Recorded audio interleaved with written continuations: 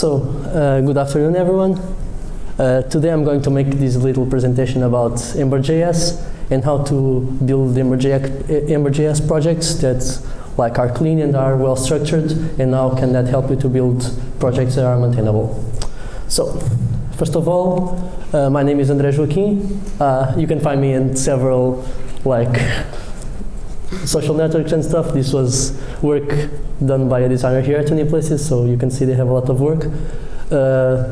So I'm a full stack software engineer here at this awesome company, and yeah, that's pretty much it. So by the end of this talk, you'll end up with this 5-step recipe to build awesome Ember projects, and that you'll really be proud of. So yeah, let's be excited. So, but first of all, I know many of you may have not worked with Ember yet, and maybe this is a new framework for you. But Ember.js is a JavaScript framework that has a lot of differences regarding other frameworks such as Angular, Vue, or React.js. So, one of them is that Ember.js highly leverages convention over configuration. What this means is that it prefers establishing a convention instead of having a highly configurable project. Ember already also has a very powerful command line tool called Ember CLI that enforces this philosophy in their projects. So one example of implementing this type of structure is the add-on ecosystem of Ember. So every Ember add-on, which is like an add-on to a project, is built using Ember CLI and this command line. So every project will have the same structure, every add-on will have the same structure, and with this convention over configuration, it's really easy to handle add-ons and to mess up with other people's add-ons. So although Ember's convention over configuration is really good and helps you maintain your code minimally structured, it's not perfect. You can end up with a lot of Ember components, such as you can see in these, and you can end up with components that are not generic, they are not specific, they do everything and some others do nothing. So and this can become real messy in a medium-sized app. So yeah, you all got components. Now, the first step to build an awesome Ember project. Pod structure. Ember has two types of structures. The pod structure, which is the one that we use for having a structured Ember app. But first, I need to talk about the conventional one so you to understand the pod one. So to start a new Ember project, really simple. Just install the Ember CLI globally and do Ember new, and you'll end up with a blank Ember project with the default blueprint, which has the conventional structure. Most Ember.js projects follow this structure as it's the default one, but it has some cons, like it's harder to maintain, the code is not well structured, and template and logic are into separate folders. So if you keep exchanging from them, it's like they're contextually distant.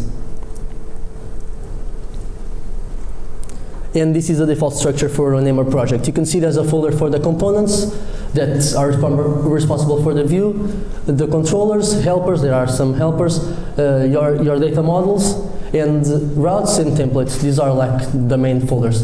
And all the templates are stored in the templates, all the components in the components, and etc. And this is what you get when you generate a component using the default structure. The JS goes to the components folder and the templating to the templates folder. So far, so good. But now let's look at the pod structure. So to generate a component using the pod structure, all you have to do is use this pod flag, which will enable the pod structure in your component. So first of all, a pod means that everything is grouped together. So the logic, the templating, which are the two files generated to an Ember component by the Ember CLI, are now together. And this makes our work really easy. So now, instead of having the component and templating in separate folders, you have only one folder, that's the components, and you have one folder which is named after the component's name, and it contains the logic and the templating. this makes like your project much easier to maintain, because now you have like these two concepts that are really correlated together. But now you might be asking, like, do I have to use this flag every time I want to generate a pod component? Like, this is really error-prone, because if you don't use the flag, it will generate a normal component, and then you have to be deleting and generating it again, and it can pass code reviews and stuff like that. So, Ember has like this awesome config file where you can say that, yeah, use pods true, and now Ember just uses pods in all your projects.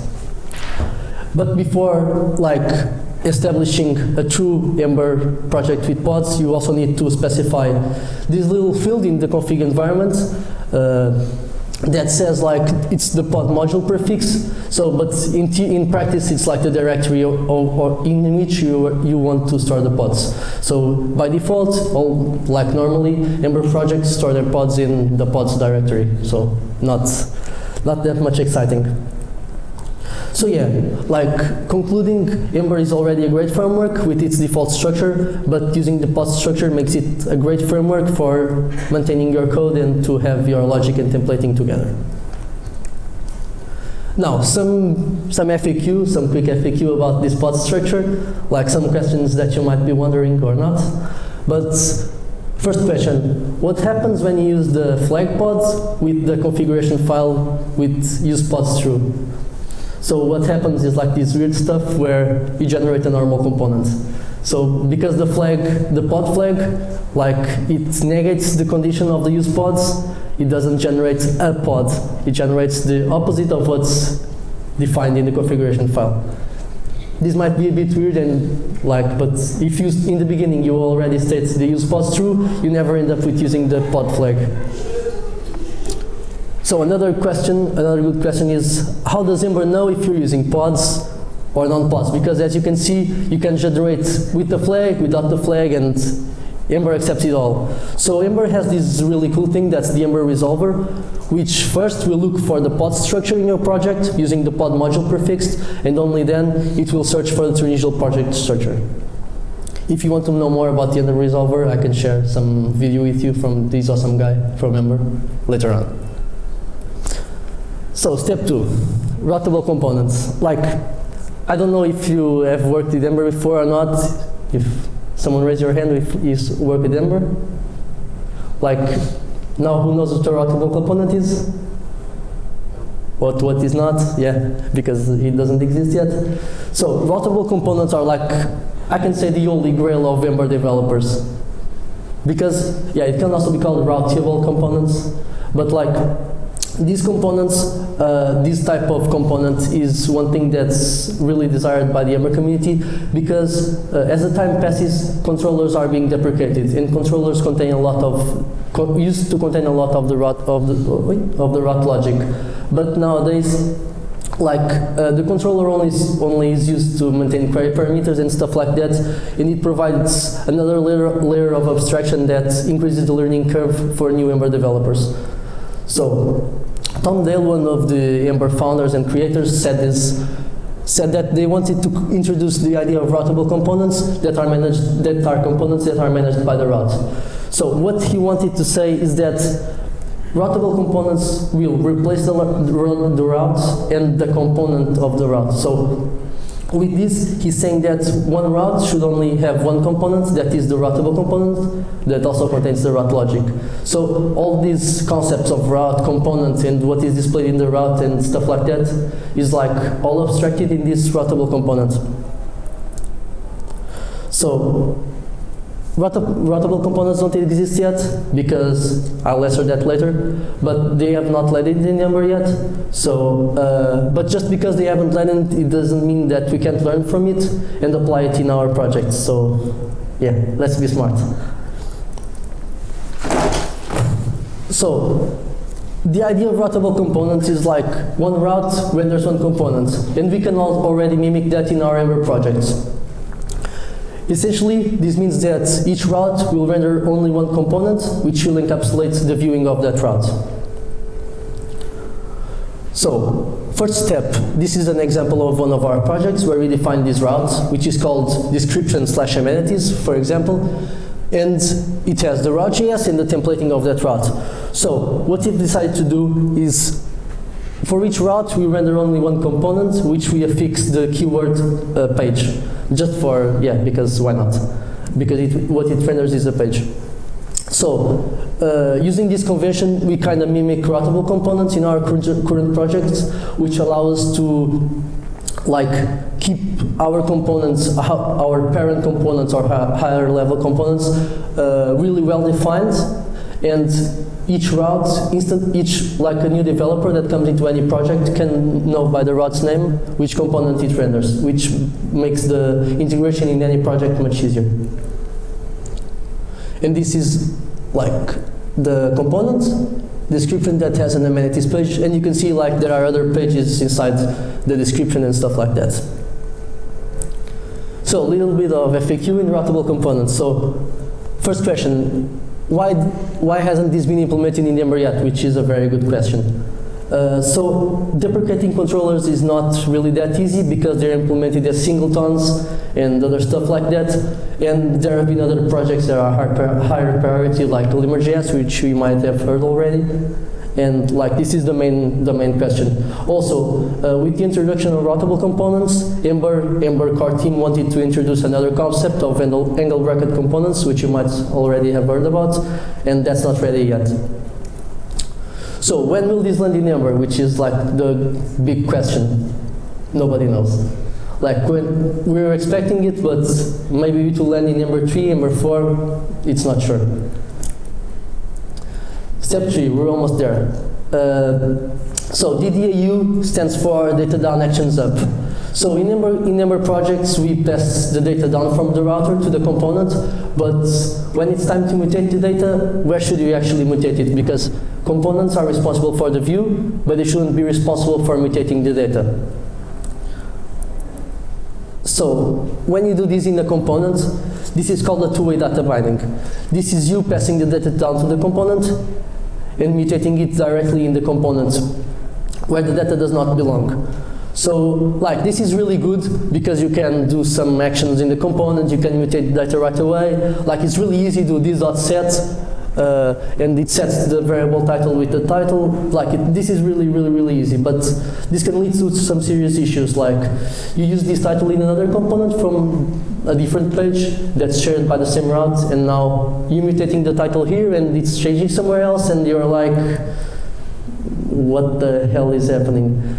So this is how you avoid this two-way data binding. So you pass the data down to the component for the component to show to the user the data that you want the user to view. But then where it comes to mutate the data, it calls the parent action that the router or the parent component delegated to him with the mutated data in order to mutate the data in the higher order components. No more two-way data bindings here. So, but now there's this big issue where Ember provides some helpers for handlebars that mimic some HTML5 tags, and you have this inputs helper which mimics inputs from HTML5 or HTML in general, and this implicitly does the two-way data binding because you pass the text variable to the helper, and when you mutate it in the view, it mutates automatically. So this data down actions up is not really enforceable by Ember. They sometimes encourage you not to do it by using these helpers, but some guys from the community came up with this, which is a one-way input where you pass the data down, and whenever the data is mutated, they will call it the update action, and you can mutate the data upwards. So this is the DAU done right. So this is not that easy to implement because sometimes you really need to mutate your data on the component for some reason or another, but this is a very good practice to keep your actions in the same place, or in the route or in the parent component, where you know that all the data is mutated there, and you can know if there's a point of failure, that's your point of failure. So step 4 and step 5 are really simple steps that you can do to keep your Ember apple clean, but they're really simple and really helpful at the same time. So the fourth is component bound styles. So as you use pod structure, you have the JS, and you have the templating in the same folder. So why shouldn't you have the styles there also? So this guy, Eric Brin from the Ember core team, built this helper that allows you to add one style sheet file to your pod folder, and that styles will be applied only to the template of that folder. So this allows you to separate your CSS or SES or LESS or whatever, the style sheet that you're using, in order to abstract and make your styles like context bound to their components. And step 5, enumerables. Because no one loves hard-coded strings, we have this practice of building enumerables that are used throughout the code. Like, there's nothing special about this, but this avoids hard-coded strings in your code, and like we think it's good for code maintenance and like your code being clean. So now this is done, so I'll leave you with the 5-step recipe that I built. So step number 1, use pod structure, just configure your Ember project beforehand. Step number 2, use the routable components pattern, like each route renders only one component, give it what name you want, but rendering only one component. Step number 3, using DDAU to not mutating the data on the component and instead in the route or in the higher order component. Use the styles inside the pod structure and use enumerables, and then great success. So thank you, this is it. If you have any questions.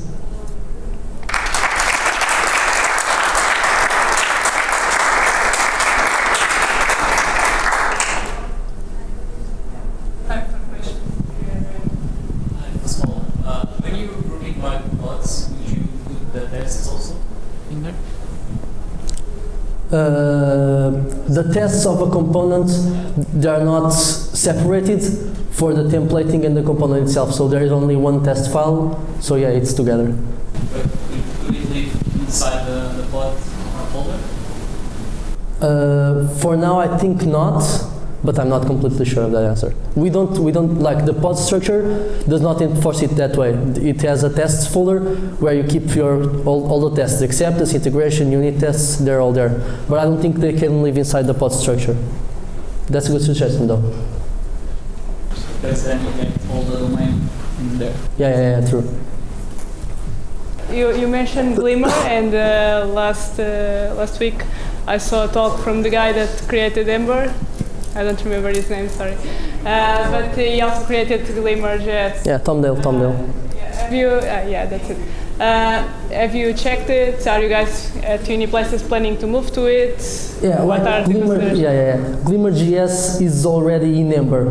So Glimmer is like this framework that Tom Dale built along with some other Ember core team members, that they started implementing it in order to make Ember's templating engine faster, because they didn't like the templating engine they had. So they built Glimmer 2. Glimmer 1 was called HTML bars, which is sort of a modification of handlebars.